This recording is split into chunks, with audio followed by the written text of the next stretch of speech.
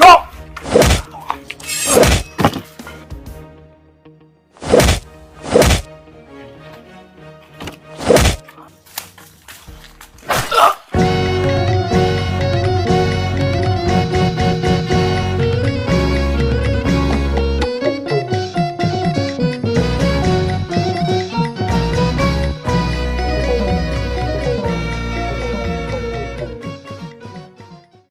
လောကသုံးပါးမူလိတာဘွားကိုကျိုးမရှာပညာရှာအမှောင်နဲ့ရင်ခွဲပြားတာ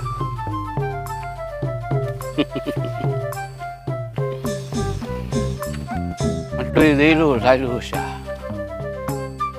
သူငါခွဲကြတာ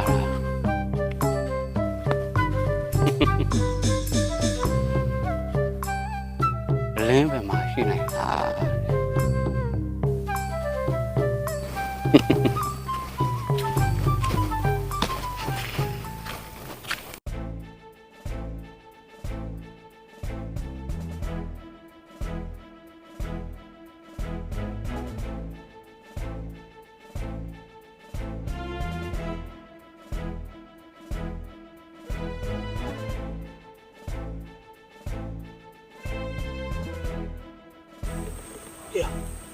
ဒီဘူးကြီးကဒီကောင်းနေပါလေ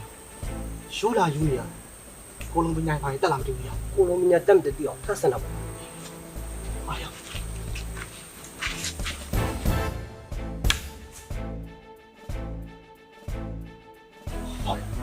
ကိုရယူရတက်ထားပညာလည်းမမေ့ဘူးအေးကွာအားရခါပဲသူ့လိုယူချင်တယ်ကွာယူနေတော့ကွာဘာလိုချင်တဲ့မှမရှိဘူးရတော့လာကင်း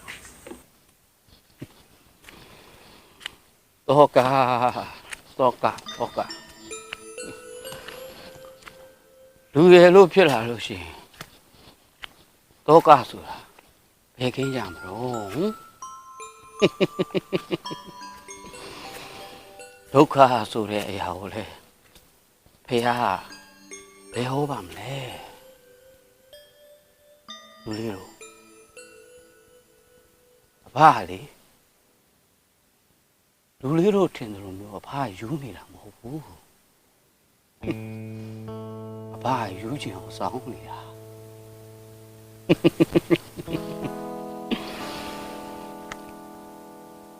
အဖမှလည်းလူချင်းတက်မှတ်မှုဆိုတာရှိတယ်လူလေးခင်ဗျာဘာလို့ကျင်လာလဲဗျ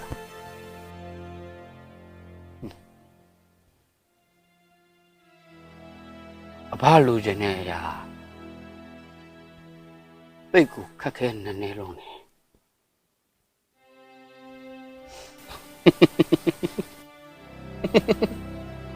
လူတို့ကဘယ်သိရှာရောခင်ဗျာဘာလို့လိုက်ရှာနေရလဲ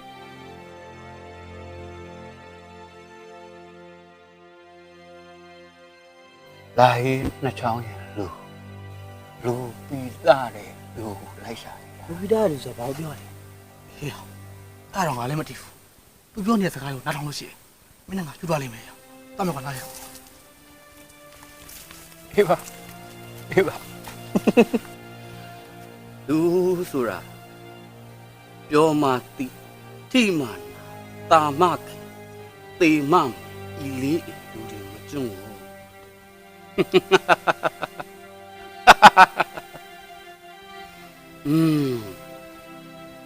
မင်းတို့တွေဟာကိုအတ္တကိုမောင်းတင်ပြီး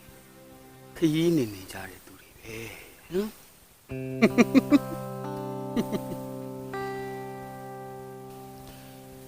ကိုကြိုးမရှိရင်ဘယ်အရာမှမလုပ်ချင်ကြတဲ့သူတွေဆိုတော့လေငါတော့လူပီတာတဲ့လူကိုရှာဖို့အတွက်ခရီးထက်ဆက်ရအောင်ပါ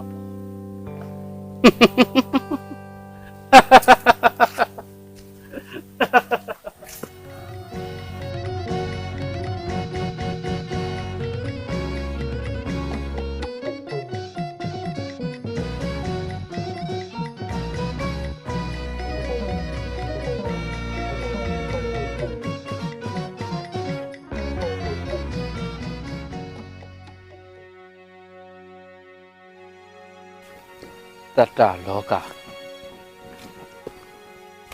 သင်္ခါရလောကဩဃာသလောကရဲ့ဆိုတဲ့လောကသုံးပါးမုရိဒာဘွားကိုကျိုးမရှာပညာရှာအမှောင်နဲ့လင်ခွဲခြားသိနိုင်တာမတွေ့သေးလို့လိုက်လို့ရှာတူငါခွဲခြားသိနိုင်တာအလင်းဘယ်မှာရှိနိုင်တာဟောနေအောင်မွန်းတဲ့လို့နေတော့အောင်ကျိုးနေပြီပဲငါပိုက်တယ်လေအစာအာဟာရကလည်းမဖြစ်ရသေးဘူးဆိုတော့ဒီနေ့လေဥပုသ်ဆောင်လိုက်တာပဲကောင်းတယ်ထင်ပါရဲ့အဘထမင်းမစားရသေးဘူးဆိုတော့ကျွန်တော်မှပါလာတဲ့ရေနဲ့ထမင်းကိုအဘကိုဒါနပြုခြင်းလို့ပါအဘလက်ခံပေးပါနော်အခုကလည်းမွန်းတဲ့ချိန်ပဲရှိပါသေးတယ်မွန်းတဲ့ချိန်မရောက်သေးပါဘူးအဘထမင်းစားပြီးမှပဲတီလာဆက်ဆောင်နေနော်ဒါနဲ့လူလေးနာမည်ဟာဘယ်လိုခေါ်လဲကွယ်ကျုပ်နာမည်ကအောင်ဖုံးလူပါအောင်ဖုံးလူ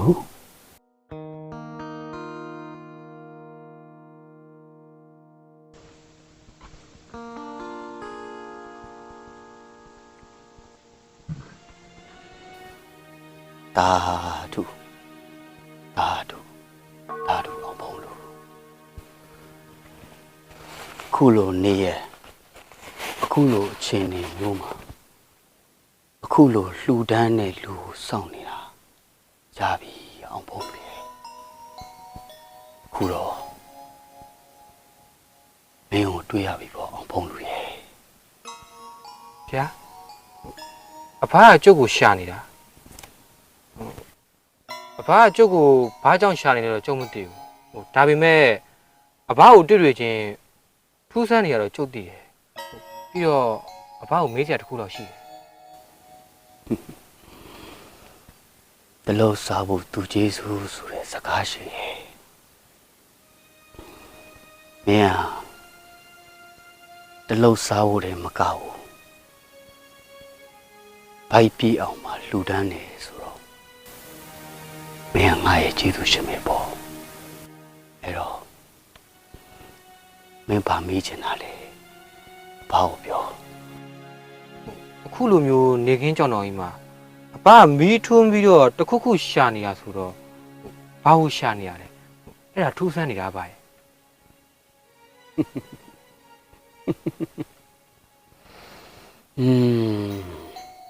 ချိုးလူတွေဟာ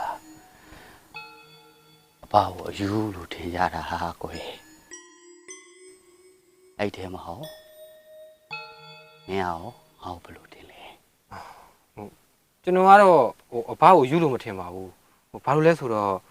ကျွန်တော်ငငယ်ကအိပ်ရဝင်ပုံမြင်နားထောင်မှုတယ်အဲ့ဒီတည်းကလူတစ်ယောက်နဲ့အဖကတူတယ်မင်းငငယ်ကနားထောင်ခဲ့တဲ့ပုံမြင်တဲ့အဖရဲ့ပုံစံလိုပုံစံမျိုးလေကွယ်အဖလိုပဲသူလဲမီးရင်တစ်လုံးနဲ့နေခင်းကြောင်တော်မှာလိုက်ရှာနေတာဒါပေမဲ့သူရှာနေတာပညာရှိအဘရောဘသူ့ကိုရှာနေတာ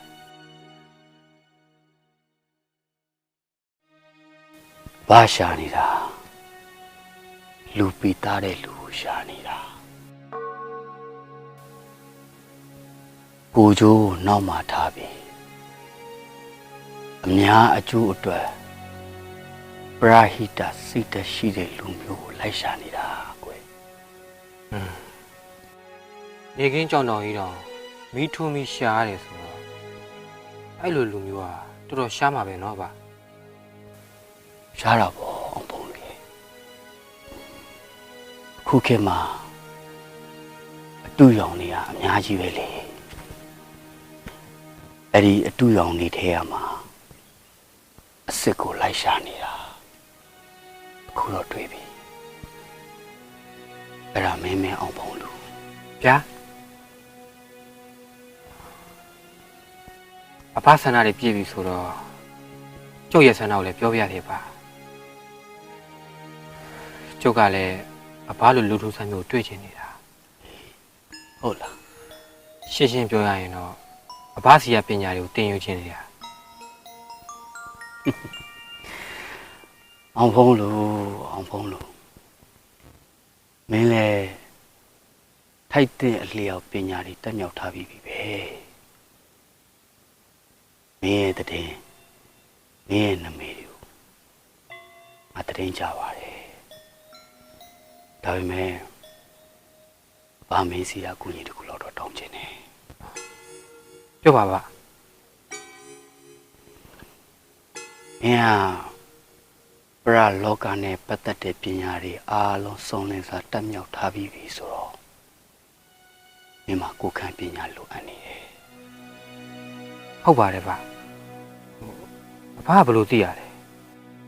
အဲ့ပညာတွေကိုသာအဖသင်ပေးမယ်ဆိုရင်ကျုပ်သင်ယူချင်ပါတယ်ဗျာဟောဒါနဲ့အဖကျုပ်စီကကိုကြီးတောင်းမယ်ဆိုတာပါလေဗျာ ကဲပါအဲ့ဒါတွေနောက်မှထားပညာသင်ယူပြီးသွားရင်ဘာမျိုးပြောပြမယ်ဘာနောက်လိုက်ခဲ့တော့ ဟုတ်ကဲ့ပါ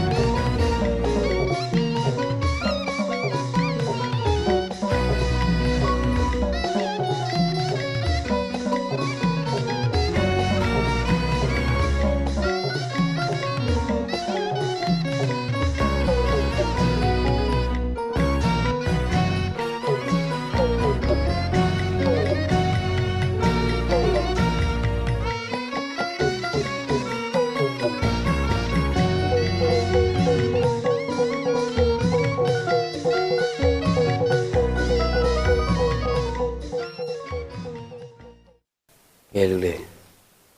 အဘတက်မြောက်ထားတဲ့ပညာရက်တွေတော့လူလေးကိုသင်ကြားပေးပြီးသွားပြီဒီပညာရက်တွေအခုလိုမျိုးတက်မြောက်သွားပြီဆိုပြီးဒီတိုင်းနေလို့မရဘူးချိန်အခါလေးချင်းမှာပို့ပြီးတော့ကြွချင်တာသူရဲကောင်းဆိုတာတိုက်ပွဲဝင်တဲ့အခါတိုင်းအမြဲတမ်းအစဉ်သိဖြစ်နေမှာ ဟုတ်ကဲ့ပါပါဘာတင်ကြားပေးလိုက်တဲ့ပညာရက်တွေနဲ့လူသားတွေရဲ့အသက်ကိုစားတဲ့တဘို့တည်ဖို့နိုင်အောင်အမြဲတမ်းလေ့ကျင့်ပြီးတော့ကြိုးစားနေပါပါနှလုံးရည်နဲ့ဖြည့်ရှင်းလို့မရတဲ့တချို့လက်ရုံးရည်ကိစ္စတွေမှာလေဘာတင်ကြားပေးလိုက်တဲ့ပညာရက်တွေဟာထောက်ကူဖြစ်ပါတယ်အဲ့ဒီတော့အဖေကိုကျေးဇူးတင်ပါတယ်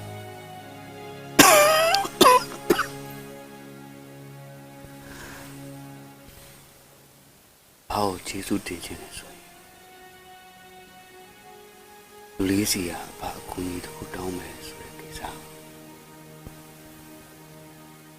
ဒီကိစ္စကိုဘာပြောပြမလဲ ဟုတ်ကဲ့ပါပါပါတောင်းတဲ့ကူညီကိုဘယ်လိုမျိုးခက်ခဲတွေဖြစ်နေပါစေကြိုးရအောင်ကူညီပါပါ လူလေးလိုတာရပဒများဆိုတာကိုကြားဖို့လား လိုတာရပရံများမချဘူးပါအဘပြောမှပဲချဘူးလား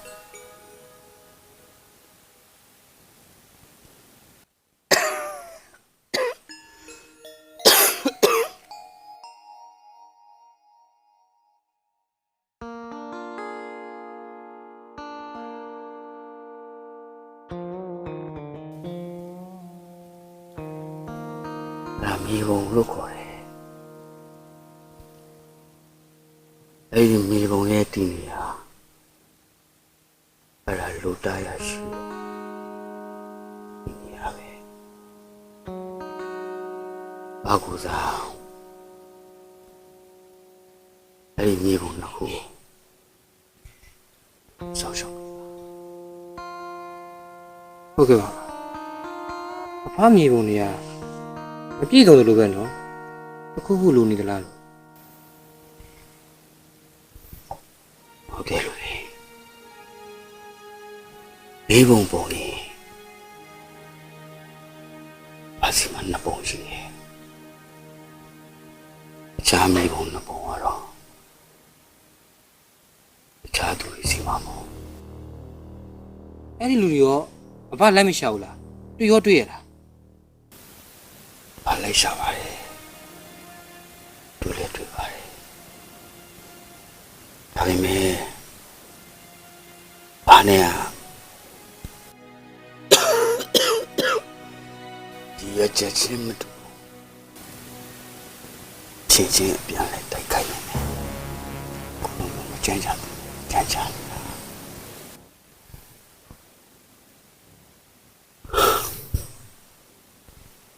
ယုံကြည်လို့လေ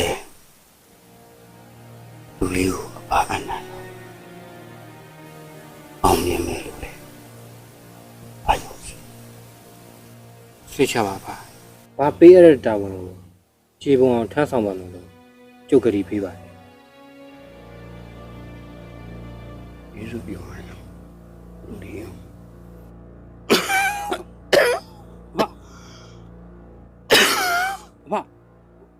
အဖချောင်းဆိုရင်တွေးတွေပါလာပြီပါ စိတ်မပူပါနဲ့လူလေးဘာကျင့်စဉ်တစ်ခုမှားတာလို့တွင်တရားပြန်ပေါ်တာပါ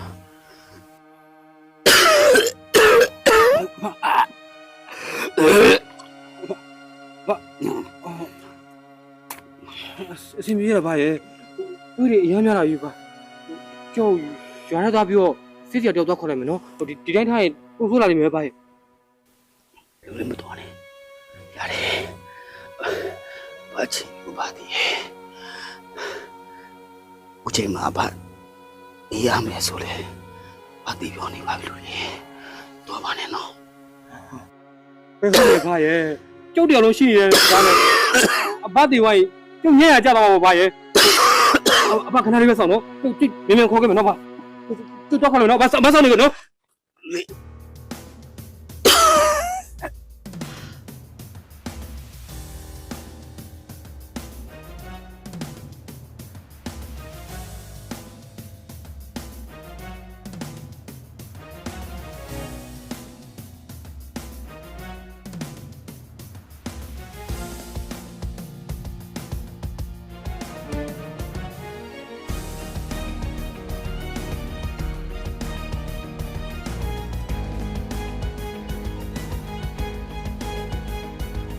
ဟိုကြီး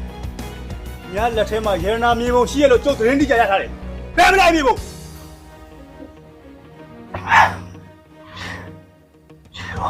မြေကြီးတက်ကြီးမှတေချင်းဆုံးတော့တေချင်းရလားဟမ်ကျုပ်စိတ်မရှုံမြန်ပြောဗျာ ဟဲ့ကြာပါတယ်ကွာဟဲ့အပြင်မှာခြားတာပေါ့ကွာဟဲ့ ဟာချော့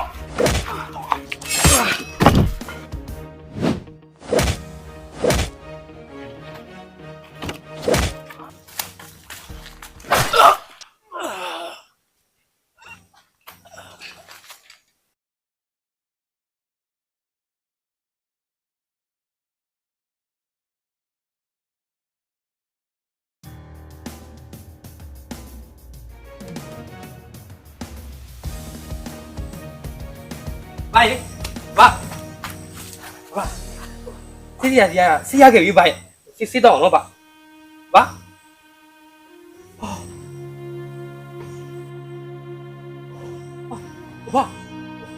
ဘာ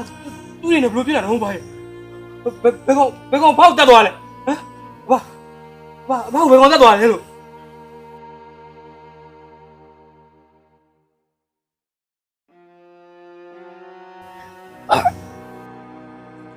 ဘာလူလေးတို့ကိုတော့မာခြင်းနဲ့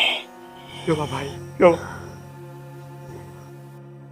ဟောဒီမြေပုံနှစ်ခုရဲ့ဒီရှိတဲ့နေရာ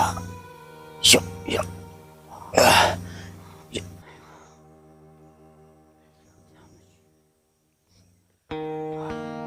ရွာစရောက်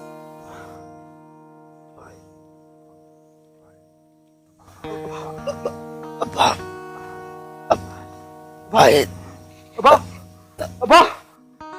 ာတတိယအောင်ပါရဲ့အဘာကျုပ်ရှိနေရတာနဲ့အဘာရဲ့တက်ကိုကျုံမခဲ့နိုင်ဘူးယာကျုပ်ကိုကွေးလို့ပါဘာယာ